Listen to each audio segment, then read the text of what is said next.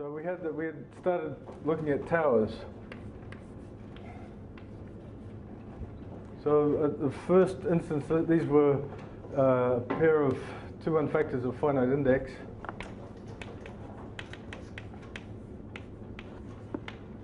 So if my definitions of finite index and basic construction were a little bit inadequate, then Masaki has taken care of that by giving us a lot of detail about what these things are.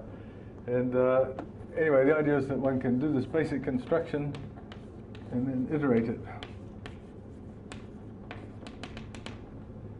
And one gets a whole tower of two unfactors. Perhaps one remark which is rather important, which Izumi covered yesterday. He showed us that, in fact, he even proved quite carefully that M1 is actually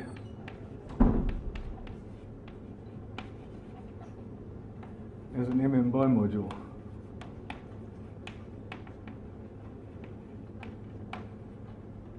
M1 is actually the tensor product of M with itself over N as an MM bimodule, and this tensor product is purely algebraic. So from time to time I've given talks at various audiences, and people have come up to me afterwards and says, "Fantastic talk, I loved everything, but I was lost as soon as you wrote this symbol on the board. I couldn't understand anything." So the tensor product over M. So let me tell you, just in case there's such people in here, what this symbol actually means. So it's actually equal to the ordinary vector space tensor product. And if you don't know what that is, then there's the door. And then you quotient that by the linear span of all things of the form, let's see, M1n tensor M2 minus M1 tensor M2. So that's the definition of the algebraic tensor product of, well, in fact, it's a bimodule thing. All you need, in fact, it's a left module with a right module. That's all the structure you need to do this tensor product. And anyway, this isomorphism propagates in the tower so that M2 is nothing but M tensor n M tensor n M, and M3 is M, and so on.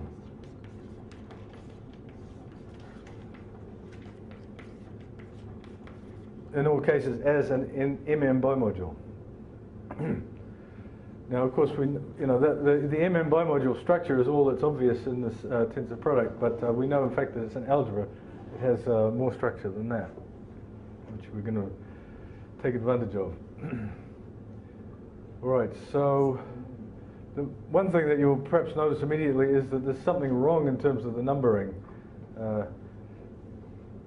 M2 has 3 copies of M, okay, and M3 has 4 copies of M, and so on. So it should really be, the right way to number it would be to have M2 to call what we have called M1 to call it M2, okay. This is a sort of unfortunate accident of history. A lot of things weren't known when these things were first named, and so, but, attempts have been made to change the convention, but the ancient convention seems to live on. There's lots and lots of good reasons why this numbering is wrong, but I guess we can live with it. All right, so enough said on the abstract. Now, we actually took advantage of this tower to construct our examples of subfactors by this device of a commuting squared. And you'll notice that I got the numbering right here.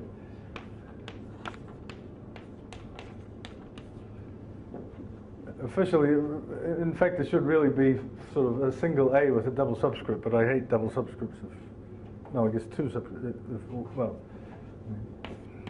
if this had this commuting square property, then we could build this tower like so, and we got A infinity and B infinity, and up to a small completion, these were 2 unfactors. And one could calculate the index as the norm. This if this was finite dimensional inclusion, it's completely described by a matrix. This was this thing we spent a lot of time on yesterday, building up this graph, a bipartite graph, and the index B infinity, A infinity. Remember what I said was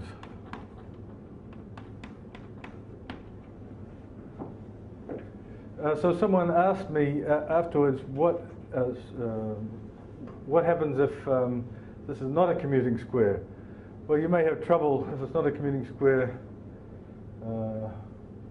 I guess you can always do the same thing. You just let AK throw in the next projection that you used in the basic construction. But I suspect that there would be an inequality and that the index would always be less than this index, less than or equal to this index. Don't quote me too much on that, but it's probably true.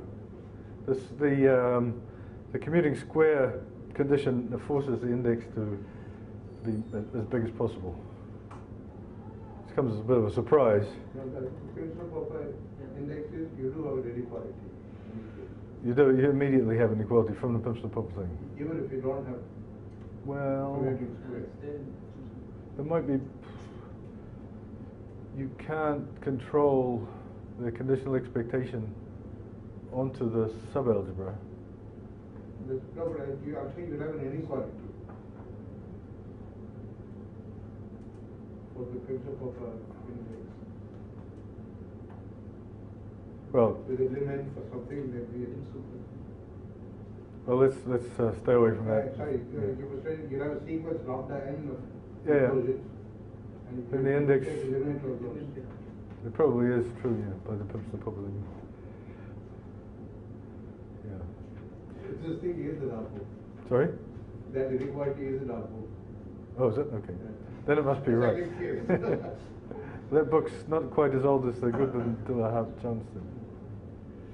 Okay. So anyway, in the case of commuting squares, you can actually calculate it, and it is the norm squared of the matrix on the nose. And so in that way, we can come up with all kinds of subfactors with all kinds of indices. Before I get down to today's business, I should perhaps add that some slightly thorny problem. If you recall, the original theorem which I stated about the index said that there were two regimes, and that mn was 4 cosine squared pi over n, or anything n equal to 4. Okay, now the original construction of this anything greater than or equal to 4 was a little bit fake. It used what Izumi talked about yesterday, this sort of non-extremality, and basically some type 3 phenomenon, fundamental group phenomenon, and it took advantage of the fact that the so-called relative commutant or centralizer. No, this is Z sub m. And this construction dies, so you can no longer assert that you get anything greater than or equal to 4. Now, historically, since then, the subject has taken a very strange turn, and all due to Popper, in both positive and negative ways. So, mathematically and metamathematically. So, the first thing Popper showed was that, in fact, you can, this continuum will come back. Anything greater than or equal to 4 is okay, but it's not okay in any old 2-1 factor. And in fact, we have these two examples of 2-1 factors. There was L of S infinity. What do we call it? We called it C of S infinity bar. So the one that you get from by doing this left regular representation for S infinity, and then we had C of F, well, free group bar. And if you have a free group with more than one generator, you get it. We got this other 2-1 factor, and I made the remark that for Neumann and Murray showed that these two are actually not the same, non-isomorphic. Well, it turns out that at least if I'm allowed to replace this by F infinity here, what Popper showed, and eventually I guess it was Popper and Shliaktenko who showed this, that this anything greater than or equal to 4 is okay in this 2-1 factor. In other words, it has subfactors realizing any index value bigger than 4, but it's not okay, well, but in this one, the so-called, this one has a name, it's called the hyperfinite.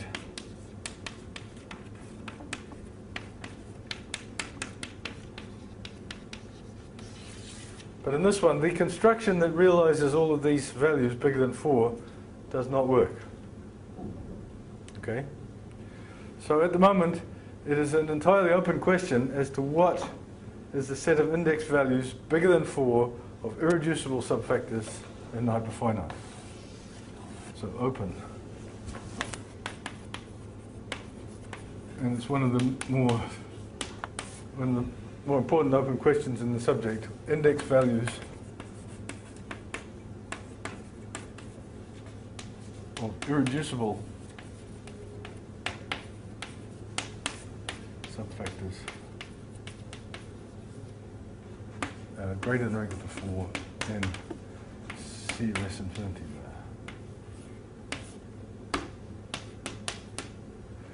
Okay, so and what Sunda originally did, you see these examples coming from commuting squares, it's easy to, if they're sort of in an irreducible and obvious sense, it's easy to see that these subfactors are actually irreducible. Well, maybe not quite so easy, but not quite so hard either. So he produced a lot of values. But then the question of whether there's every possible real value remains entirely mysterious.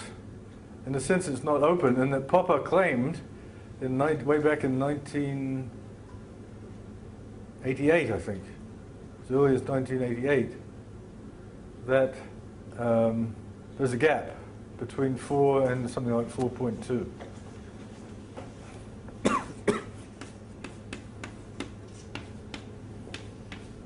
I forget the exact value. I think it's something like 4.2.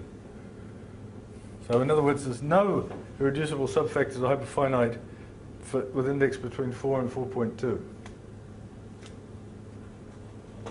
It's an extraordinary situation that there's this difference between this hyperfinite case and this case.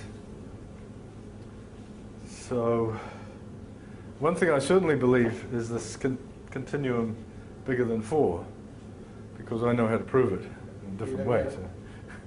Just ask a question, maybe make it out to it.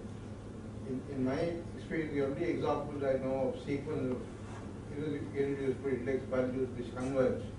Converge from below, right? Yeah. So that's another question is if there's any accumulation points from above in the set of values. But if I finish the remark on Popper's thing, Popper has never supplied a proof of this. Okay. Now he has gone on to do bigger and better things, but the problem remains. No one else is anywhere near where he was when he got it, so no one quite knows how to take this. Certain well-known people have expressed doubts as to whether this Popper's proof actually works. You're welcome to go and ask him if you want to get your head chewed off. So it's a very unsatisfactory situation for what is, as I said, one of the main theorems in the subject. And this question that I asked yesterday was the density. Is there a point beyond which the values become dense? Well, if that were true, then that would answer the accumulation point from the. But maybe we won't really see this, but what happens is it's certainly known that there's lots of instances of increasing sequences tending to a limit, and all of those being in it. In fact, we have the first instance of that with the 4 cosine squared pi over n. The next value that happens that I know of is probably 8. And just by taking a tensor product. But then 9, there's a completely new family tending to 9. And at squares, it tends to happen. I'll probably have a lot more to say about these index values, hopefully, tomorrow. But anyway, so this is a main open question. This continuum of values, which amazingly enough exists in these non-finite two-one factors, which I've always found very difficult to believe. There could be a difference, but I certainly believe that. Now, it does not occur in the hyperfinite situation. Okay. All right, so now I'm slowly getting to the point where I can get to where I wanted to be at the beginning of the first lecture.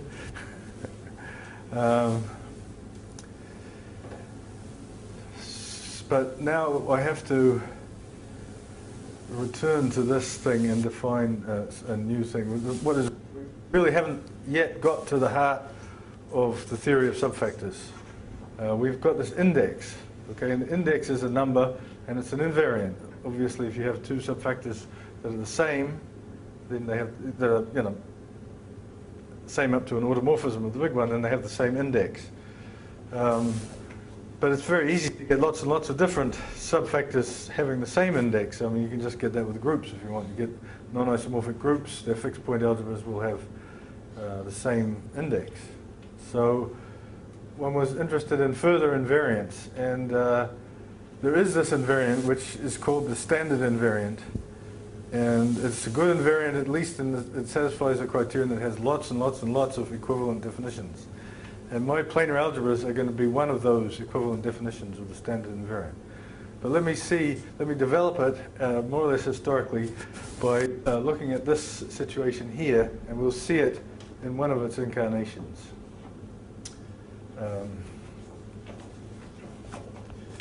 Right. So I need that. I don't need this.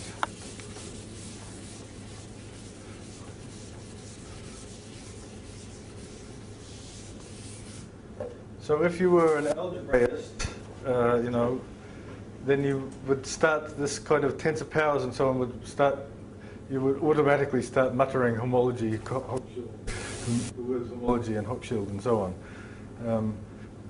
But if you're not, if you're more in the line of operator algebras, then that might not occur to you. So you might start to say, look, go back at this, to this picture and take it seriously as a tower of algebras, algebra being the main word there. So let me return to a comment that I made yesterday about a very bad feature, I mean, of this tower construction. I mean, as I said, if these are two factors, then there's supposed to be these big mysterious gadgets, and we've replaced two of them by a whole infinity of them, okay, which doesn't seem to be making much progress. However, we can jump on the centralizer bandwagon, and we can do the following. If we take Z, the centralizer in MK, I'm not sure about my notation here, N. So this is the other notation for this is N prime intersect MK. So this is the set of all things in MK that actually commute with N. That was the thing that we fiddled around with for these index values, in some sense. Then the point is that if the index is finite, this, as vector space, as an algebra, is finite dimensional. Aha. So the dimension n prime intersect nk is less than infinity. I'll remind you that I'm talking about this situation.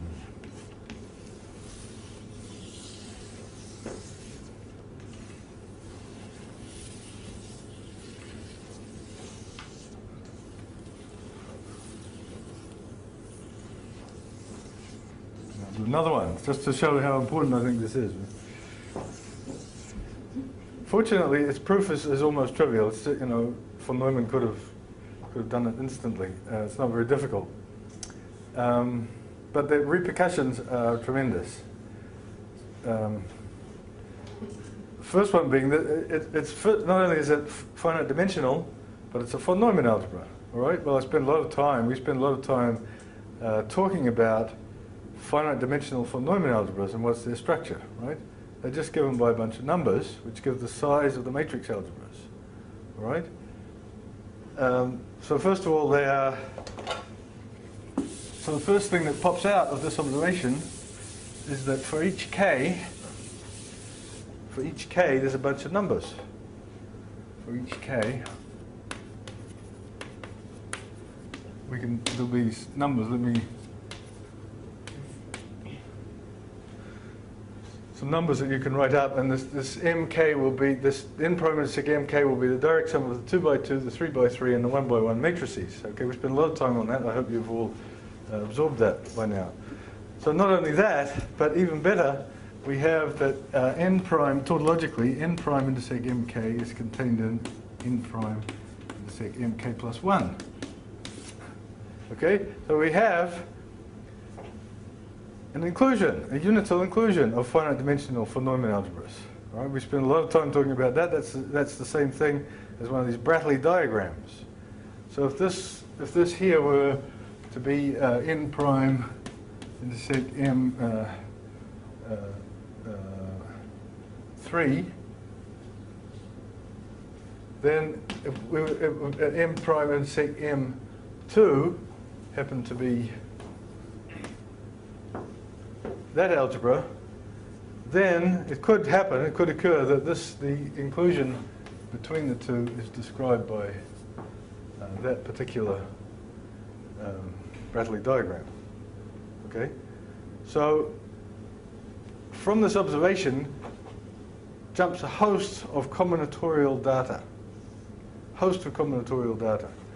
All these numbers, all these dimensions, sizes of matrix algebras, and all the connections between them.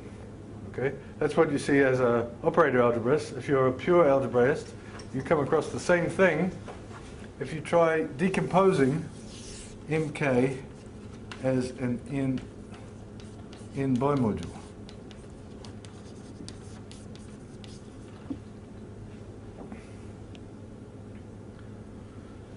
But let me, just in the interest of getting there, I'll just suppress that for the time being anyway. So,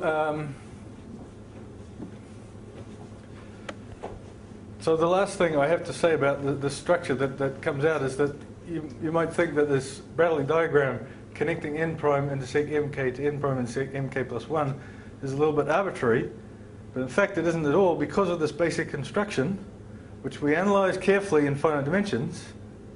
Okay, and it's there because we, in this tower, we created mk plus 1 from the two previous ones by the basic construction.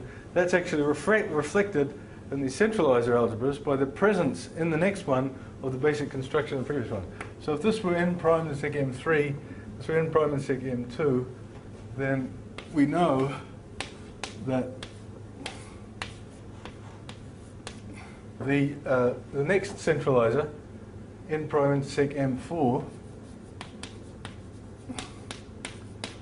has to actually contain a basic construction, okay, which we know just reflect the graph. But because it's not, because there's a bit of sloppiness left around by taking the centralizer of n, there's a little bit more room, and you can actually get something else sticking out here. Okay. So the structure of the centralizer tower is rather special as Bradley diagrams go. It consists of a reflection of to go from one to the next one, consists of a reflection of the previous thing, plus maybe some extra structure. So this is a possibility. In fact, of course, those of you know this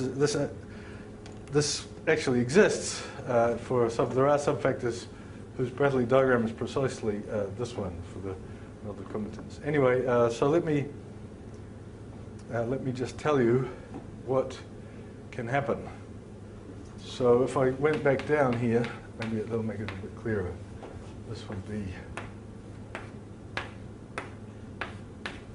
n prime.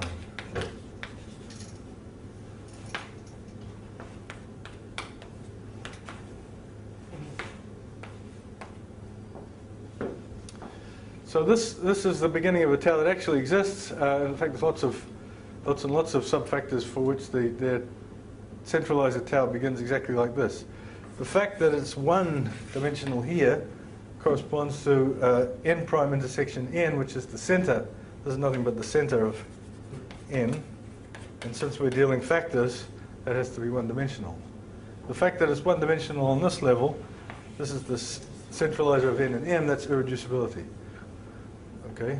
Now this, so this is the fact that it's going to start like this whenever it's an irreducible subfactor. The fact that this has dimension 2 is rather special, and it won't be the case in lots of subfactors. For instance, I think Zumi said yesterday that if m were equal to, so if n was the fixed point algebra under the groups, then this will actually be isomorphic to the group algebra in this case. So that's going to be a somewhat bigger algebra. But there are subfactors for which this happens. So anyway, what I want you to get the picture of, the important ingredient that's coming out of this is the so-called principal graph.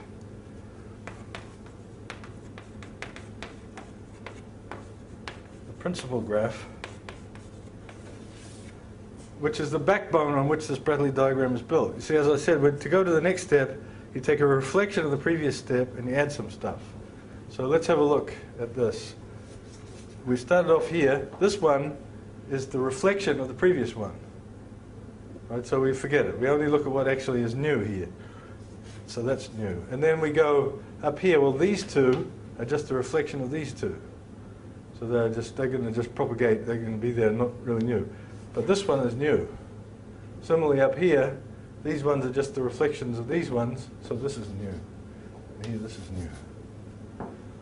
So in order to reconstruct the entire Bradley diagram, all we really need is this graph here, which may or may not continue. That's called the principal graph.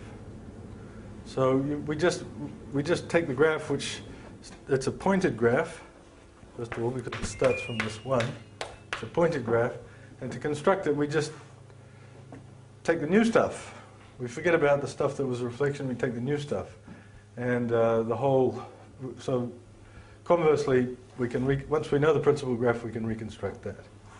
If you're an algebraist, you have what is probably a superior way of looking at it as a kind of induction restriction graph when we tensor by m, but it's a little bit complicated, so I'll stick with this one for the time being.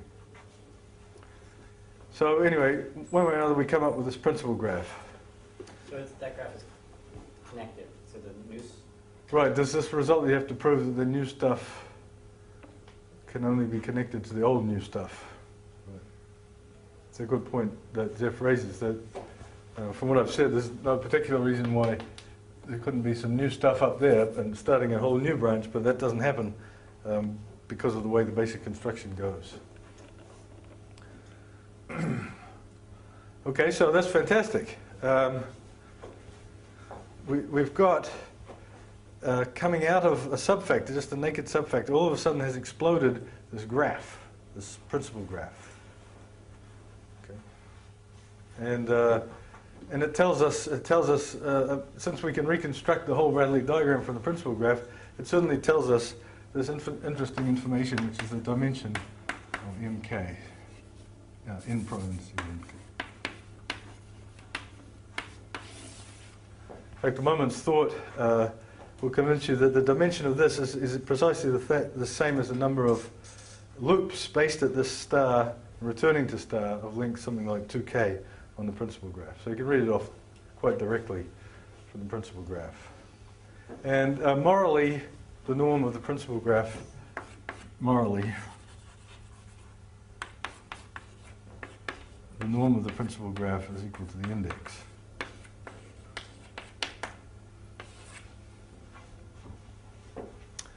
Well, morally doesn't always work, but we can behave that way for the time being. It's certainly true. Morally, it's certainly okay if gamma is finite. Okay. Gamma is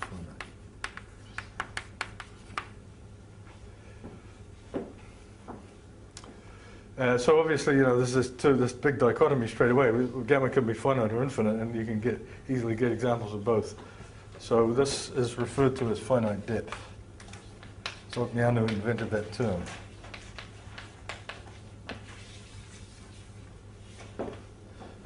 So what finite depth means in these terms is that this principal graph stops. So after a certain point, the entire Bradley diagram from then on is just determined by flipping and flopping backwards and forwards between, but using basic constructions.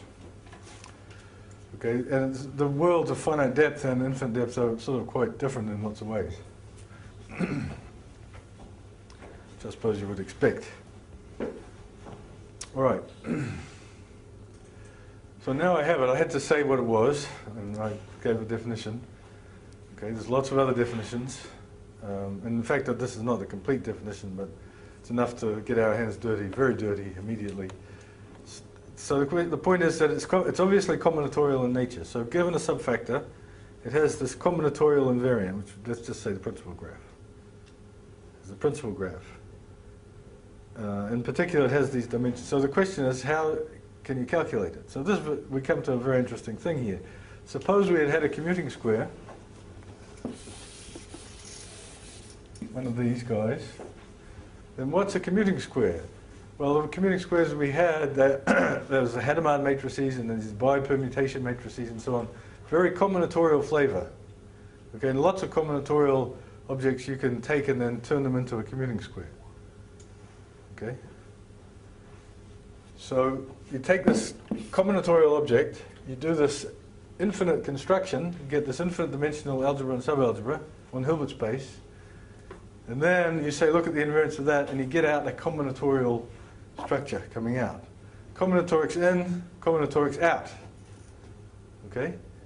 So this tempted me more than something like 25 years ago to suggest that one might initiate a study of what I call quantum combinatorics, where you would take combinatorial objects and feed them into this machine. You would say, give the commuting square and then try to calculate its invariance, its principal graph, at the very least the dimensions of these guys.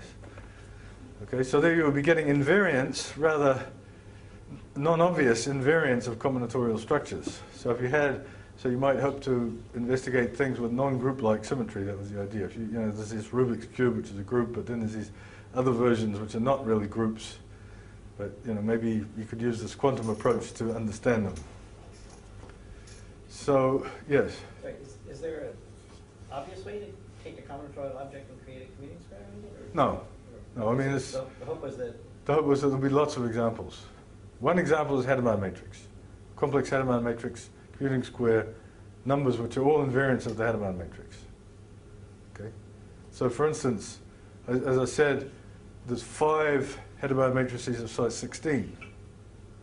Okay. Can you calculate their invariance, and do they distinguish the Hadamard matrices immediately, just as invariant, just as number? Okay. Well, the answer to the second question is certainly yes. You can distinguish them by these invariants. But the real problem is, and I call this sort of the greatest error that I ever made in my career, was spending many, many years trying to actually push this program through.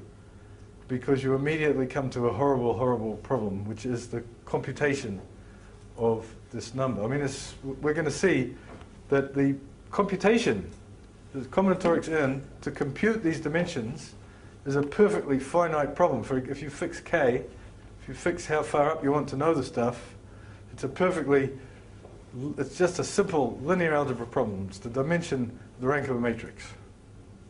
Okay, that's easy, right? We all know that's easy.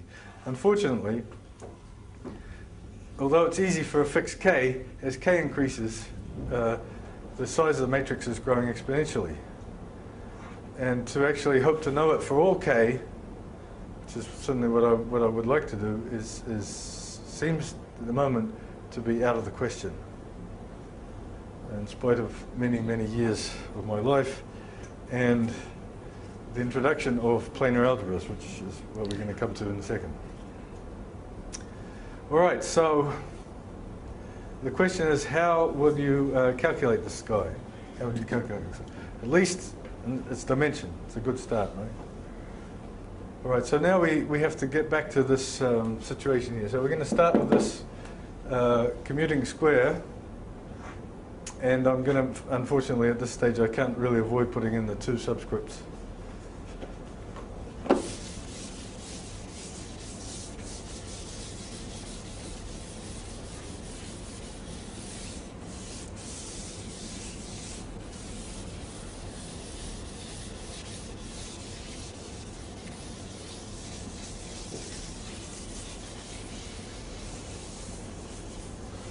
So I'm going to put this computing square as A00, A01, A11, A10, so on.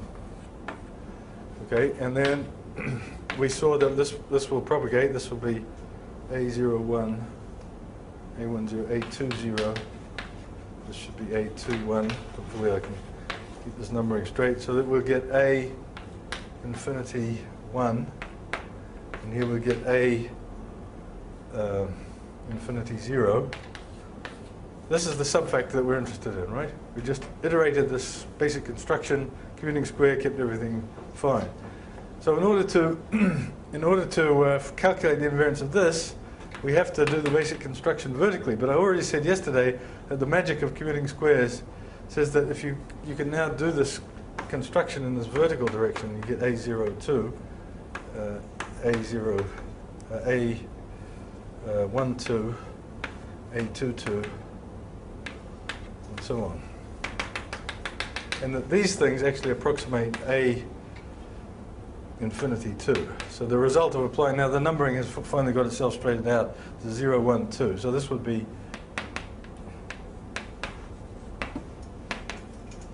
your M1 for this pair. If this was N, this is M, this is M1, and so on.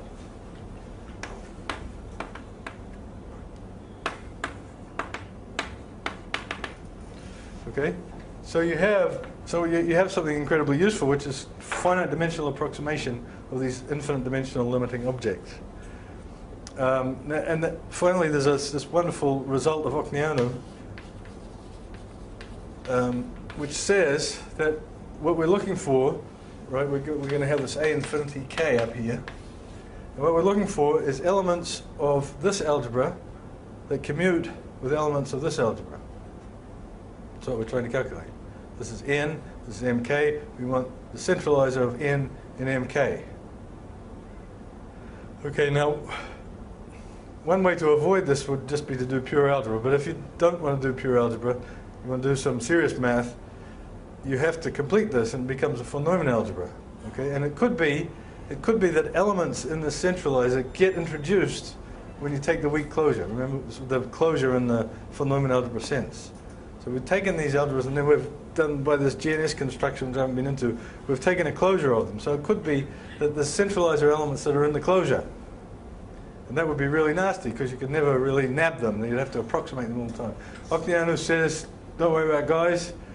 If there's an element in the closure that commutes with this, it's actually in some finite dimensional approximation.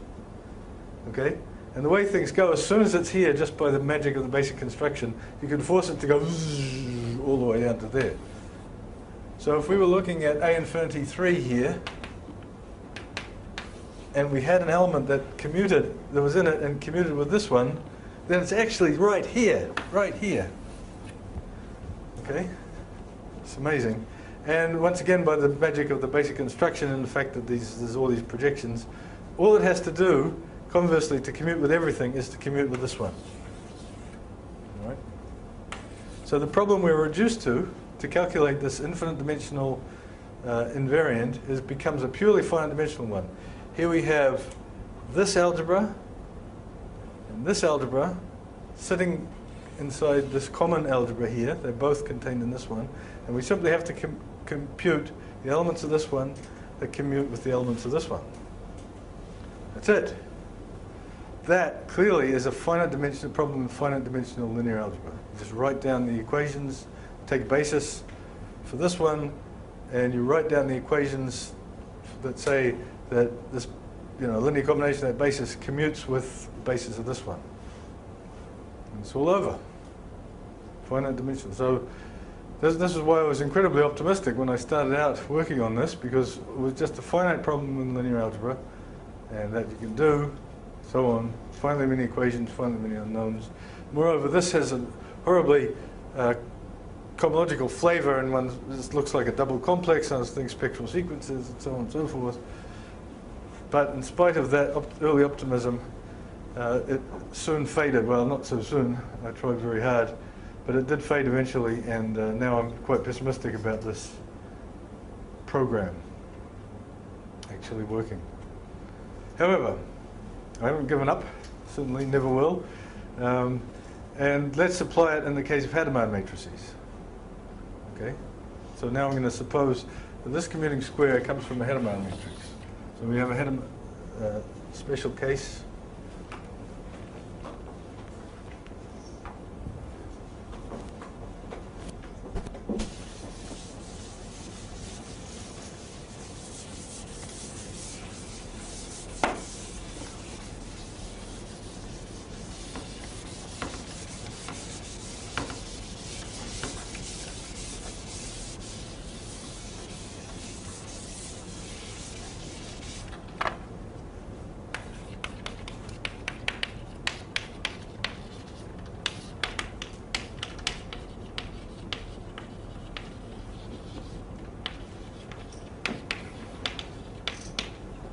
So this could be real or complex Hadamard matrices. Let me just do the real case to avoid remembering where you have to put the complex conjugates.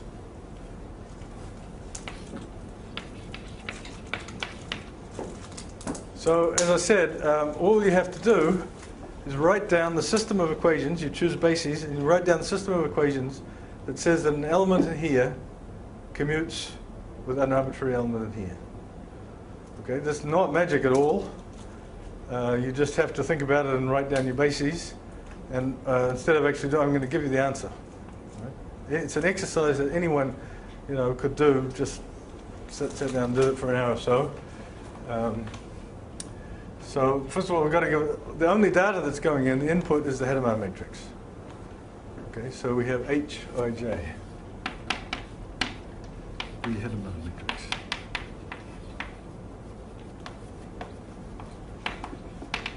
Size H. So it's an H by H matrix, capital H by capital H matrix, and it's so H is a multiple of 4, except for that first one. So here's the equations: sigma. Let me cheat.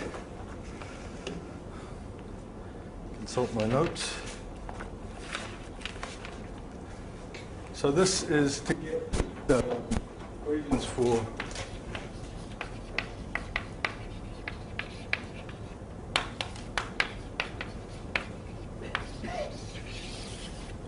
actually, it's almost certainly mk plus 1 or k minus 1. We'll come to that. So it's the sigma I1, I2 up to ik. So a large sum, you see, that's one of the bad things. They all run from 1 to h of h I1 L1, h I2 L2. It's going to look a bit nasty, I'm afraid. Hi3, oops. I've got to be careful here because what you might be tempted to write down is not true.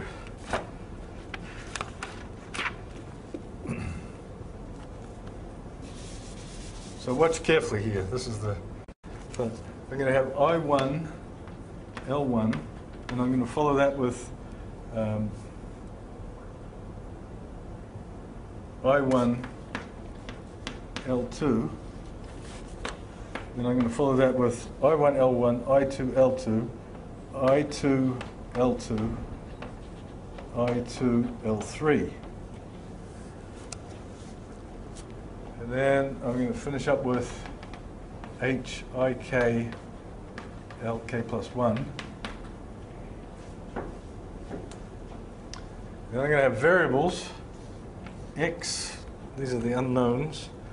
X, they better be I1, I2, IK. Right, so these are unknowns. I'm writing down a system of equations. The number of unknowns is now h to the k. Right, these indices vary from 1 to h, and there's k indices, so it's h to the k. H times h, yeah, h to the k. Unknowns. So these are the unknowns. So that's the left-hand side of these. But no, the point is it's linear, right? This is the coefficient of one of these unknowns. There's no squares or anything. This is delta I1 ik plus 1. Kronecker delta of ik of I1 and ik plus 1, hang on, it shouldn't be I is summed over. It's L1 lk plus 1 times some other unknowns, y I1, L1.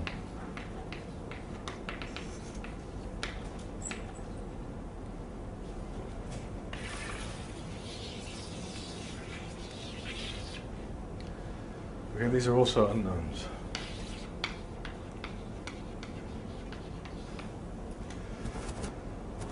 So, that's it. LK plus 1 is back. Right. This is, in other words, what I'm saying is, another way of saying it is that this sum, Last one. the last one, lk plus 1, this sum has to be 0 except when L1 Yes. is equal to lk plus 1. Okay? That's the result of doing this calculation. It's actually easier than to show that something is a commuting square, to show the condition, like the Hadamard condition for something being a commuting square. It's complicated by the fact that you're in this higher dimension, so your bases have to be, indexed for sort of tensors. But, it's just a dumb computation, and that's what it is. All right? Right. What? This is a set of equations? Yeah. So the unknowns are the x's and the y's. So there's 2 times h to the k unknowns. And if there's a solution, So the the equations for n prime intersect mk, Right. so somehow with a solution we should, Yeah. what does it say about n prime? It says that the space, the vector space of solutions of these equations is the vector space n prime intersect mk. It's the things in here that commute with here, with this. All I've done is I've written down those equations. See, it's pretty clear that if you think back to what the Bradley diagram is here, it's pretty clear that you're going to get something of this kind, because this is the fan, and then the fan goes back there, and then there, and then there, and so on. So if you want a basis of this algebra, you're going to have to take I1, I2, and so on. So that's what you end up with. So you end up with that system of equations. Okay? Which is sort of a bit of a mess, I mean, I don't deny it. I'm saying that it's easy to do, but I'm not saying that it's very cute. Okay, now what happened was, the interesting thing was, the next thing is we could try this same situation, but with a different kind of commuting square. Different kind of commuting square. For instance, Sunder's bipermutation, Sundar-Krishnan bipermutation matrices. And you get another system of equations which would look even worse. Okay, or you could take a different, more general commuting square, and you get an even worse system of equations. The point is, all of these equations have some similarities. And in fact, what I eventually realized was that there was a pictorial way to represent these equations, so that the actual details of interpreting the pictures will differ from commuting square to commuting square, but the underlying structure of the equations was exactly the same.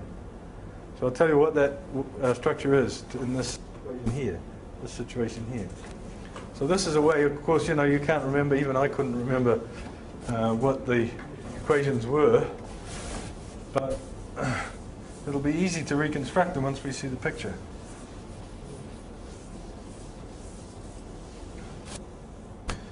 So here's the picture. K is going to be 3. This is going to be x, and this is going to be y.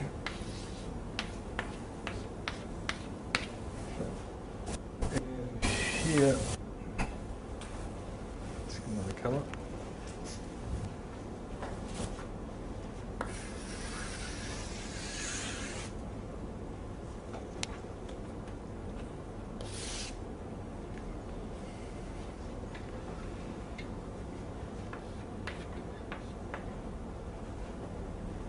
All right, so that's the structure in which all of these equations are going to all going to have. No matter what commuting square you have, the way the equations is just built on the scaffolding somehow. So I've got to complete it a little bit for this. I'm going to put in a shading.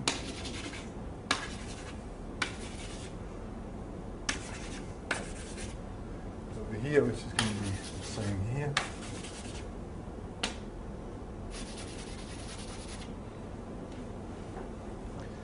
All right, now I'm going to tell you how from this picture I can get these equations.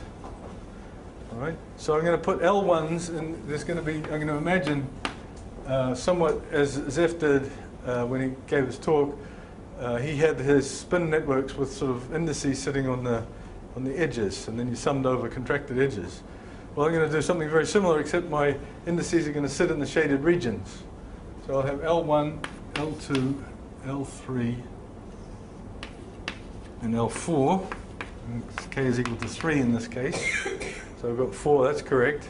So this is going to be the same thing. In the same regions, I'll have L1, L2, L3, and L4. And immediately you see this delta, L1, L4, cropping up. If this index is associated to the region, then this is L1 and L4 are associated to the same region, so it can only be non-zero if L1 is equal to L4. And finally, I'm going to put in the summing. So the idea is that we contract over, we do these contractions over things that are you know, totally surrounded. So we put the I1s, I2s, and I3s there, and I sum over the I1, I2, and I3. Okay. This X, you see, this is one of these sort of tensor things, except that instead of having the things on the legs, the things are on the regions. I1, I2, I3. So this is X, I1, I2, I3. All right? And this is Y, L1, L2, L3 over here. And finally, I just have to figure out where the Hadamard, how I put in the Hadamard matrix entries. And the idea is that these things here are themselves funny little tensors. And here I read off I1, L1, I1, L2, I2, L2, I2, L3, and so on. Okay, so the idea is that there has to be there's two possibilities, you see, according to where the shading is with respect to the blue. So if we're in this situation here,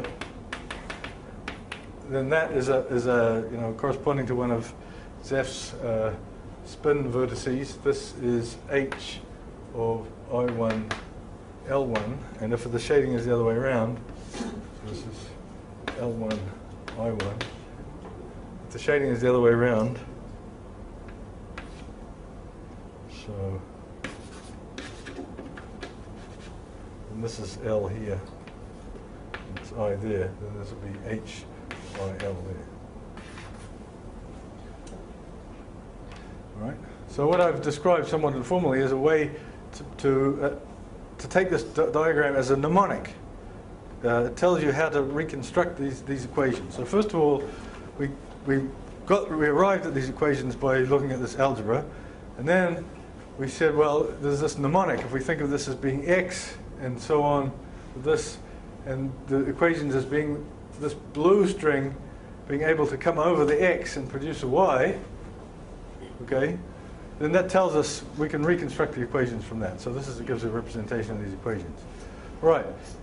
Now, if instead of taking that commuting square Hadamard matrix, I had taken the one coming, which I said this other one, tensor product one, which gave the Sundar-Krishnan bipermutation matrices and other things, I would have got a different set of equations here, but I could have represented them on the same picture.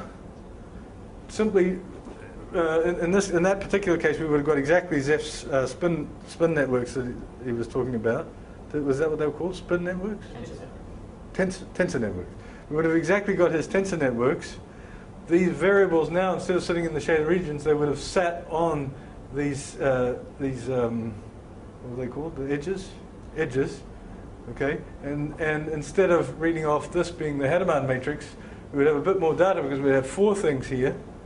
And we would have got as input to the equations something depending on these 4 things. There would have been conventions as to how to use the 4 things. And the 4 things were given by this unitary that gave us the original commuting square.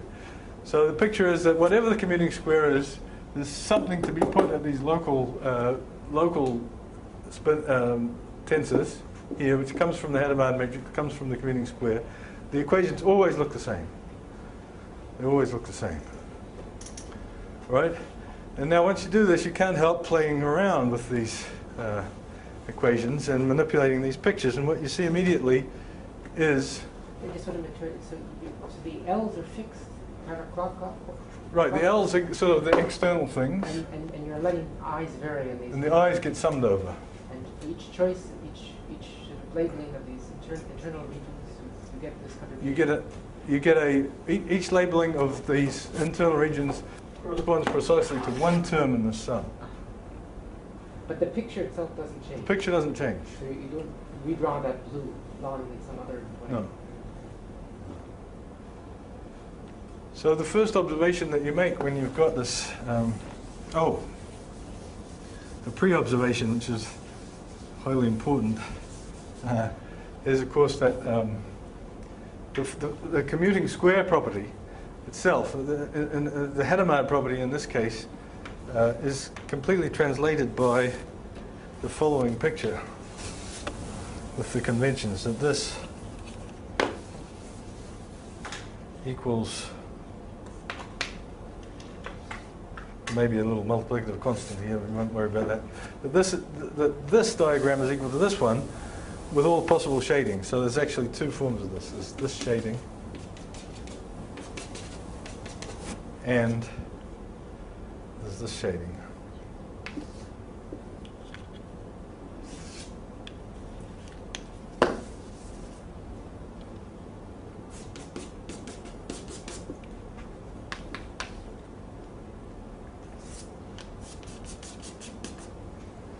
Okay, so if you write down, we know from the conventions about summing over totally enclosed regions, there will be no sum in this one, and there will be a sum in this one.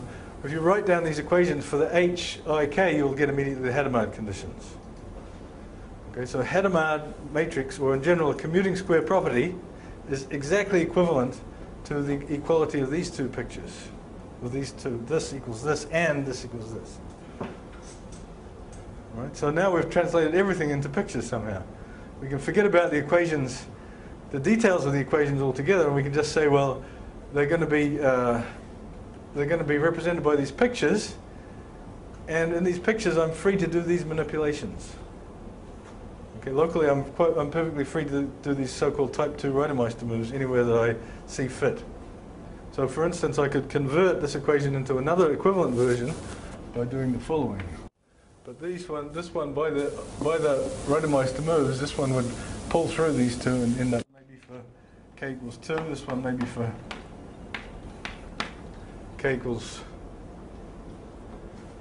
8, and then there might be another one here, x3 for k equals this, and then I can join these up and leave some boundary, these ones going to the boundary, just as Zeph was doing in his tensor networks. And then I've got a new thing with all of these edges around it. You see that now we start to want to actually put an outside boundary around the whole thing, so enclose it. Close it all. Okay, and the sort of result of all this is that if I have solutions x1, x2, and x3, say of these equations, and I combine them in such a planar picture, then I get another solution. So that's the proposition, and it's obvious to prove. All I have to do is prove that the blue line, that if I have a blue line, that it will sweep right through and produce some y's. Well, how do I do that? Well, I take this blue line, I bring it in, I sweep it by the x, it's allowed to do that, then I sweep it by the x2, it's allowed to do that, and then sweep it past the x3, and it's allowed to do that, and it can sweep through the whole thing.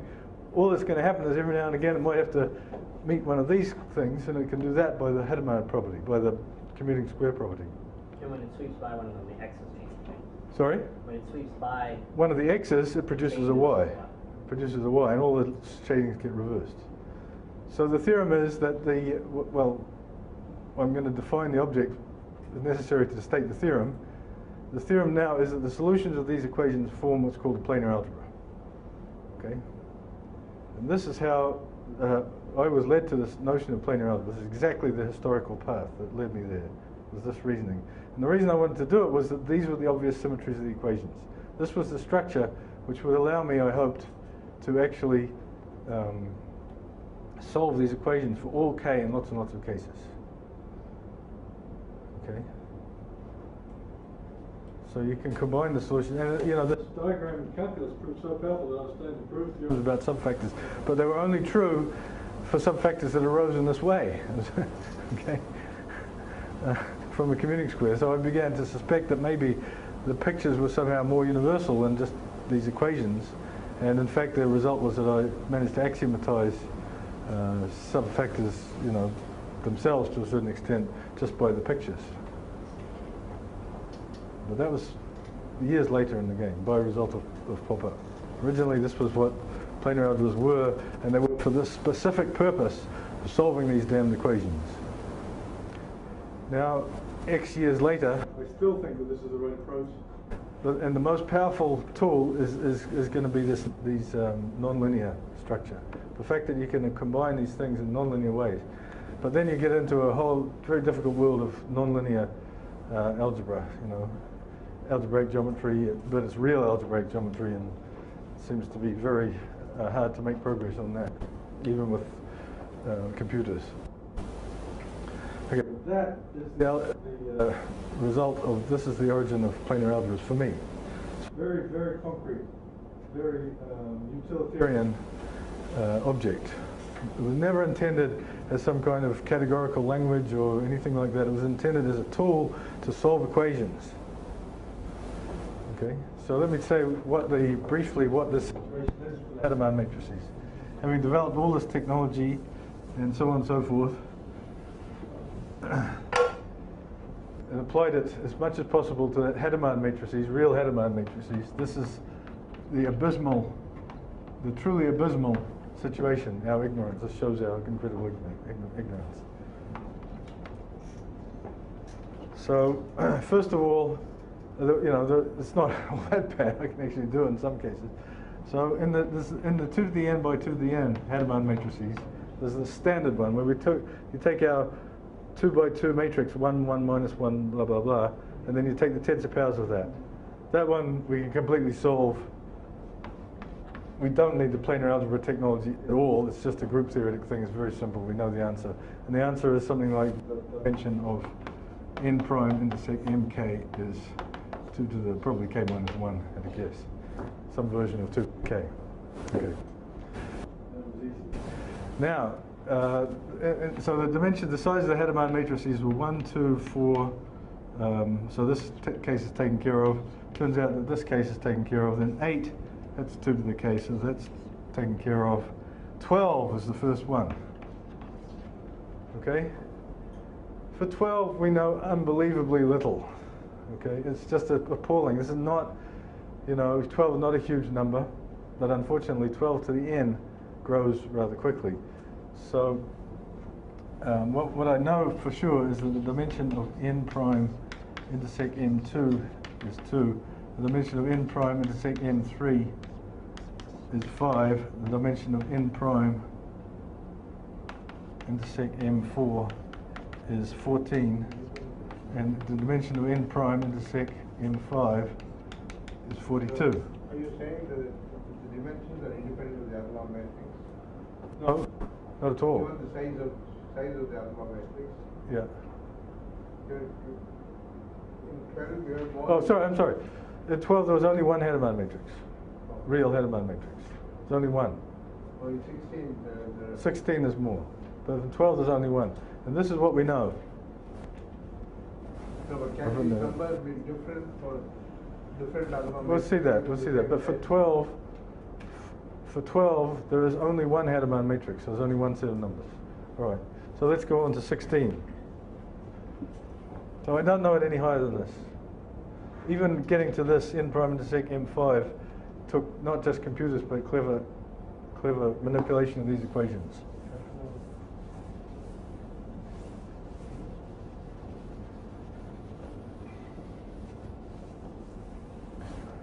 So Hadamard matrices of size 16, that's the next number. Right, 12, 16. Yeah. Yeah, this is the Catalan sequence. So in general, or you only know it up to 5? I only know it up to 5. It's open as to whether it's the principal graph is A infinity. It's open as to whether it's finite depth or not. It's tragic. It's absolutely awful, especially because there's some very nice ways to construct this Hadamard matrix using the fact that 12 is 11 plus 1. And but that information was all used in getting up to this dimension. Okay, and it didn't actually help all that much either. It just, all of this nice information in the construction only reduces the number of equations and unknowns by a factor of h, the best. What's the index? Index is 12. Okay. So this may make you breathe a sigh of relief, because these days 12 is considered a very big index for subfactors, as we'll see tomorrow. 12 is huge. So the fact that we don't know anything, it's not so bad, because 12 is a vast number for the index to be. On the other hand, all of this is a stupid little array of ones and minus ones. Surely we can get to the bottom of that. All right, 16. Now there was 5 different elements. There's the standard one. Okay. The next one. Oh, I should have said that one thing that I can calculate is the dimension of n prime intersect m1. I hope I didn't get this numbering was all screwed up. This is 1, 2, 3, 4. That's going back to this confusion about whether it's K. Yeah.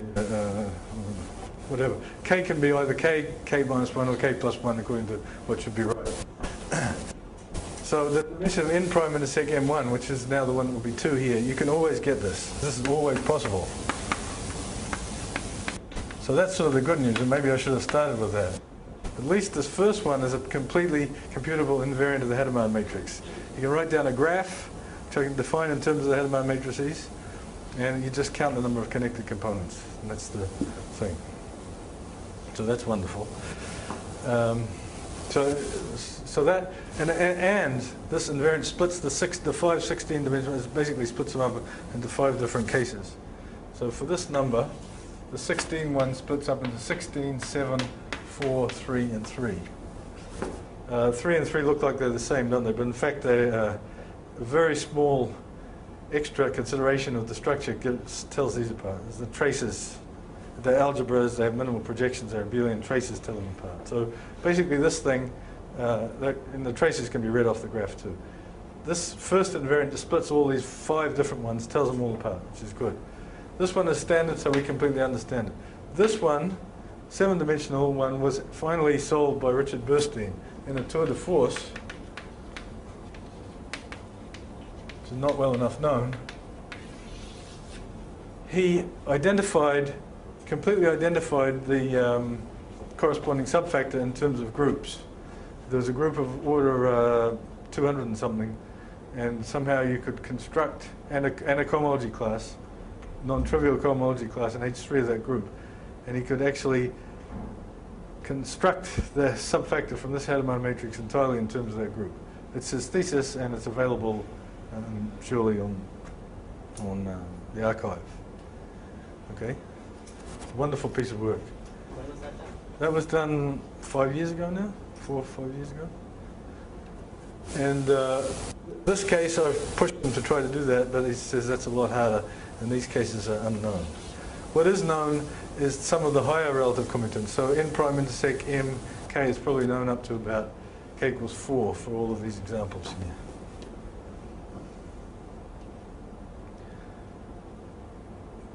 For the 20 by 20 Hadamard matrices, I don't know, but I got a list of 32 by 32 of them, and I went and calculated these dimensions, these numbers for all of them, and it was interesting. There was lots and lots of different numbers. It wasn't complete, but there's lots of 32 by 32 Hadamard matrices. But it was possible to get lots of, and that is the entire story. That's all we know about Hadamard matrices. Only for n prime intersect m2 that you have a uniform description for all of that. Yeah. M1, I think is. M1. It's very simple. I can tell it to you. Do you want? I think you know it already. No, yeah, you don't know. But that even for M2, there's no such general thing for all other the situation for complex Hadamard matrices is even worse. There could be complex Hadamard matrices for any n, and around there's no multiple of 4. But already for n equals 6 by 6 complex Hadamard matrices, we can't. We run into this problem. We don't really know. The 4 by 4 ones we know. So 5 by 5. I forget. I think we've proved that there was only one 5 by 5 up to. I don't think it was circulant was part of his thing. I think there's only one 5 by 5 unitary Hadamard matrix. Someone had that wrong in the literature, I think. So so this was the beginnings. This was the optimistic 20 years ago beginnings of my quantum combinatoric program. These results came out fairly easily, and it was looking very good. But then all of a sudden it just hit this brick wall, this computational brick wall. And the only real breakthrough since then has been Richard Burstein, who solved this case completely. So he knows what the n prime and sig mk are for all k. Great. Similarly, there's these Sundakrishnan ones, which a certain amount is known. But I don't remember offhand. I can't remember the details of what exactly you guys know. But I think ultimately it's fairly similar. You've got a list, and you can do the small cases, and then the big cases you just completely dead in the water by the exponential difficulty. You might be reminded in this of the situation with groups. If you take a finite group and you say you want to calculate the cohomology of the group with circle coefficients, then you can phrase that as a system of linear equations, where if you want to know the kth cohomology group, the number of equations and unknowns is growing exponentially with k. But there it's known that it's a polynomial time thing, it's a function of k. So, difference. Right, so now finally, I've got to the beginning of the first lecture. Right? We're there, now we're starting. So, I want to define planar algebra. So in other words, what I want to do is, I've been drawing these pictures already. I want to give you the abstract, all of the essential properties of the pictures, which come out of these, which came from all these examples just by varying the commuting square. You always ended up with the same pictures. And I want to axiomatize the whole structure, and that will have lots of advantages. Right, so starting a new topic, if you weren't here at all, you could actually walk in the door now and hopefully understand what's going on, but you would have no idea why.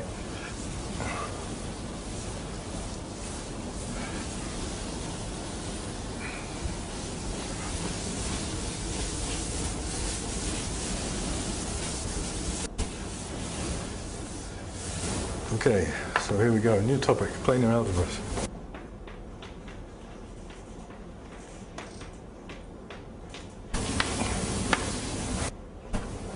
By the way, there's one thing that you might, Zeph or others might keep in the back of your minds, is that when I drew these networks, it was very important that the strings, the things connecting the things, be planar, be non-crossing. Right? Whereas in Zeph's networks, you could connect them arbitrarily. You might wonder about why we're going to be restricting to planar systems and what that might introduce into the theory, as opposed to possible contraction systems. All right, so anyway, the basic ingredient of a planar algebra is what I call a planar tangle.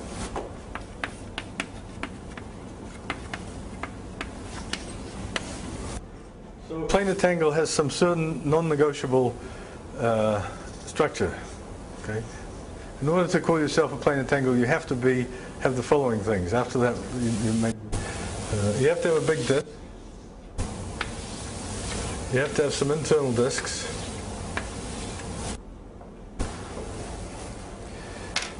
The internal disks have to be connected among themselves or to themselves by curves, which are called strings.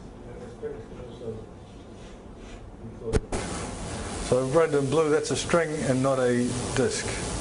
So there's 1, 2, 3 internal disks and a bunch of strings and an external disk.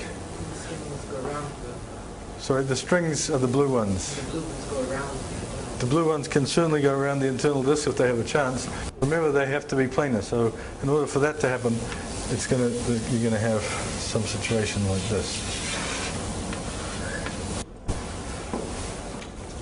Okay, this is non-negotiable. Planar tangle has to have this, and also has to have some other data at each of the disks, including the external one. The strings divide the external points where the strings meet the disk, divide the disk, the boundary of the disk into intervals. And for each of those intervals, I'm going to choose one of them, which I'm going to mark by a dollar sign. The choice of the dollar sign is new. So this dollar sign means that this is the marked interval. This is the marked interval. This is the marked interval. That's the marked interval. Okay? Those are the non-negotiable ingredients.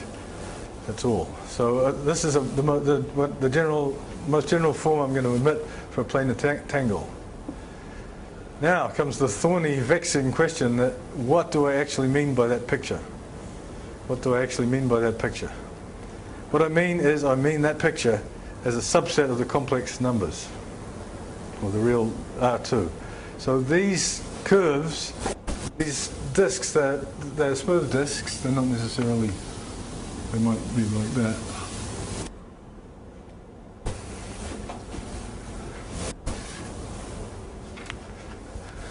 So this sort of takes a bit of grasping, but this is what it took me a long time to come to this as the meaning of this picture. I mean that picture as a subset of the complex, of the real R2, of the plane. So there's these curves, which are actual curves, C-infinity curves, which are the disks, and the strings have to be, they can't go inside these disks and they can't go outside the big disk. They have to meet these disks transversely. They can't just come to an abrupt end in the middle of nowhere, and they can be closed or they have to meet the things. And I mean that picture as a subset of the complex plane. So if I change this one to that, that's a different planar tangle. Different planar tangle. Okay? These internal disks, if I made this one more than that, that's a different planar tangle. I changed the planar tangle. All right? So the planar tangles admit the structure called, there's an operation on them, it's called gluing. And it happens only incredibly rarely that one can glue planar tangles and get another planar tangle. What happens is, it could be that this particular disk here happens to actually be, on the nose, the external disk of another planar tangle. So it could be that there's another planar tangle sitting inside here, and so this is supposed to be another planar tangle, and let's put some strings in here, the boundary points of this planar tangle meet up correctly with these ones, so that, and the distinguished intervals of the boundary are the same as part of this tangle and part of this tangle, so that when you remove this disk here, you get another planar tangle. Then, and only then, can we talk about this being the result, this new planar tangle being the result of the gluing of the first one and the second one. No orientations, no. Looks like connected sums. It is what it is. This is my definition of gluing, and it's incredibly, unbelievably restrictive. I can't say, take this tangle and move it over here and say I'm going to glue this one in there. The only way it can be glued is if it's there already. Okay. This has the advantage of making the gluing a sort of tautological definition. The only way you can glue tangles is if they're already sitting there as a glued thing. We may have to revise this definition. But I've come to this after 15 years of thought on how to define this bit. That's what I mean by tangles. I mean subsets, certain collections of subsets of the plane. And when I say that they can be glued, I mean precisely that. They're sort of already there. So another way to say it is I could say that this tangle here is the result of gluing two tangles, where the two tangles to be glued would be the outside of this and the inside of that. Okay, so there's a sort of composition operation. If I have two tangles, I can talk about T circle S, if it happens to be possible. There's no point about saying which internal thing I'm gluing on, because there's just no choice. It's just, there's only one there that can be glued. So all of this stuff can be found in my latest notes of a course that I gave at Vanderbilt in the fall semester. It's on. You can get to it from my webpage. Okay, so there should be some questions now, I hope. But then if it has to be on the nose, then what purpose are the dollar signs playing? If your gluing has to be on the nose. Well, that, The dollar sign for the... this is a good question. Is for T and for S must match. This is a good question. So if you take this one, this tangle here, the original tangle that I drew, could be obtained from gluing from the thing with the dollar sign here or the dollar sign there. Or when you glue them, you get the same tangle in the end, no matter where the dollar sign is, provided it's the same on the outside, provided you can still glue. And by saying everything is a subset of R2 except where you place the dollar sign has a little... That's a little bit of extra data, right? But it's a good point, Vijay. I mean, with this definition of gluing, the dollar signs don't really play any role. No. But I still want them, as you know, in order to,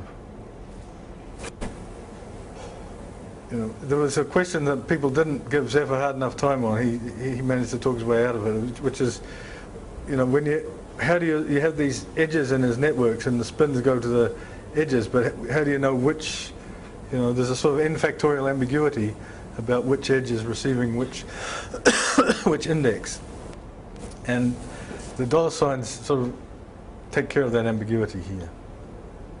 But it's true, as subsets of the plane, with this definition of gluing, you don't need the data to be added afterwards. And because of the planarity, that n factorial ambiguity is reduced just to an n ambiguity.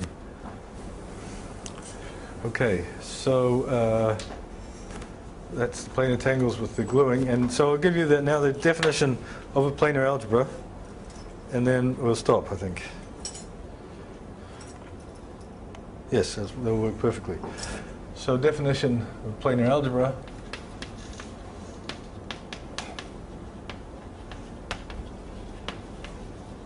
So this is, in this generality, is simply a graded vector space P, which is pk. So we can put P there, which is pk. So that's the gradient k equals 0 plus an action of the tangles. And what do I mean by that? What I mean is, if ever I have a tangle, let's get a slightly simple one, and I have elements, so the k is supposed to correspond to the number of boundary points. So whenever I have a tangle, any tangle, I can put in here an element v belonging to P2, a w belonging to P3, and a VWX, x belonging to P2. And out has to pop an element of 1, 2, 3, 4, 5. This belongs to P5. All right, so I've drawn it with this picture where I've stuck the elements in the disks. What I mean is there's a multilinear map from the corresponding product of vector spaces P2, P3, and P2 to the vector space P5. Okay? But if you think about it, this notation of putting them in there is just like saying, it's exactly the same as saying f of x, y, z, where the places in between the commas are the disks, where you put the elements of the function. So you formalize that, that's fine. So an action is obvious, so compatible with the gluing.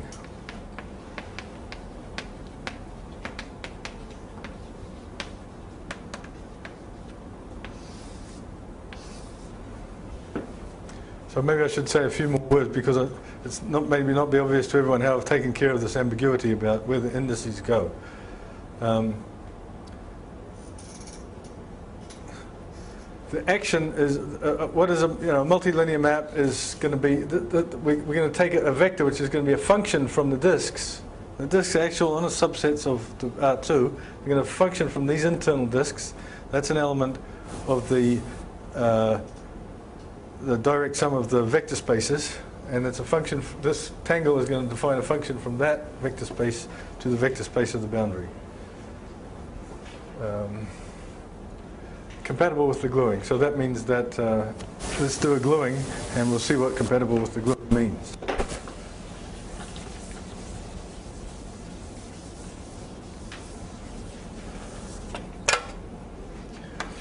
So let's start off with a fresh disk with some strings in here. And suppose that we think of this as being the result of a gluing. Okay? Then we can have V, and ultimately V2, V1, and V3 are vectors that can be put into these different slots. I mean, you have to formalize all this, but you'll find it all done. The axiom says that there's two ways to do it. You can think of this tangle here, the internal one, and put in V1 and V3, and you'll get out a vector in the vector space corresponding to the boundary, which is exactly the thing that you would input into the big tangle with that unglued. So you'd have a V2 and the output of these two. That's one way you could do it. You get a vector. Or you could do the actual gluing first and put V1, V3, and V2 in straight away. And you get another vector. The gluing axiom says that you get the same thing. And so that's one, axiom 1, and axiom 2. And here's the one that causes you to breathe a big sigh of relief, because there's all of these possible tangles. There are all of these uncountably many subsets of the plane. But axiom 2 says that this action depends only on class the tangle up to S star.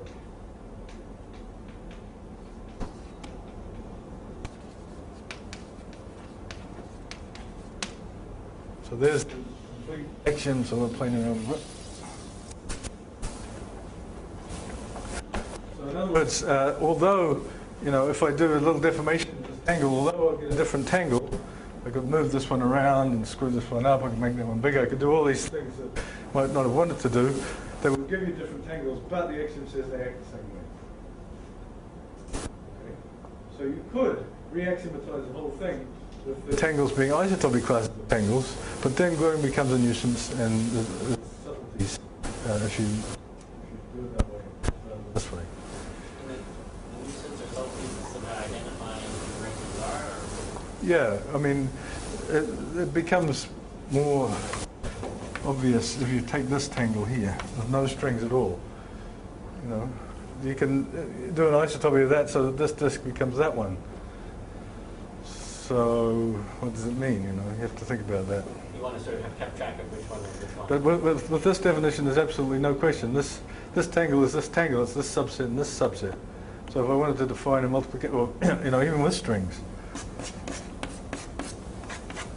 $.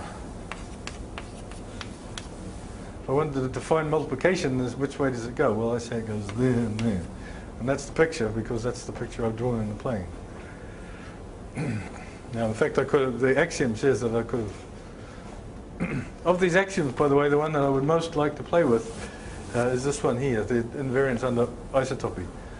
There's already instances coming from the type 3 situation where it shouldn't be invariant under isotopy. Things change when you do isotopies, but not by very much. In the non-extremal in type 3 cases. Okay, so that's what a planar algebra is. At this stage, it's incredibly general. I'm saying nothing about these vector spaces except that they're vector spaces. and nothing about the action except that it has to be compatible with gluing and isotope.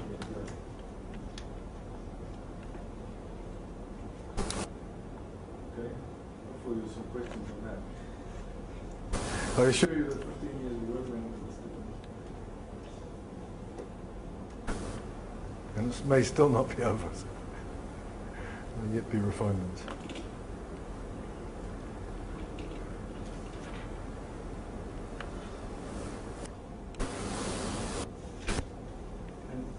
Make the non-degeneracy condition? Well, okay. So what I've defined is the most general thing that I'm prepared to admit at this stage that I'm prepared to call planar algebra. Okay. Tomorrow we're going to start to put more conditions on the tangles. You remember there was a shading that came up in the subfactoring. We're going to put that in, and we're going to put that in, and then we're going to put in about 4 extra conditions. And the theorem is that a planar algebra with conditions 1, 2, 3, 4 is exactly the same thing as the standard invariant of a subfactor. So we get the notion of a subfactor planar algebra. But you know, all of these other planar algebras, I've been sort of cheating at myself by saying that I was led to this only by subfactors. There was also knot theory and statistical mechanics, which were all inputs into this notion.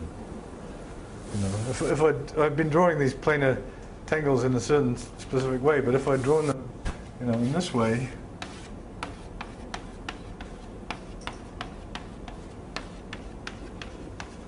with the strings being like this, then you might have a completely different idea of what I'm actually talking about.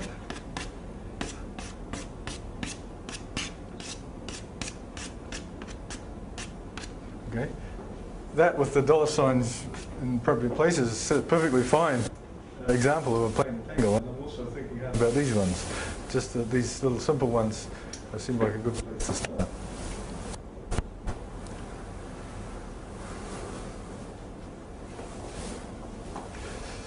Okay, so that's it for today.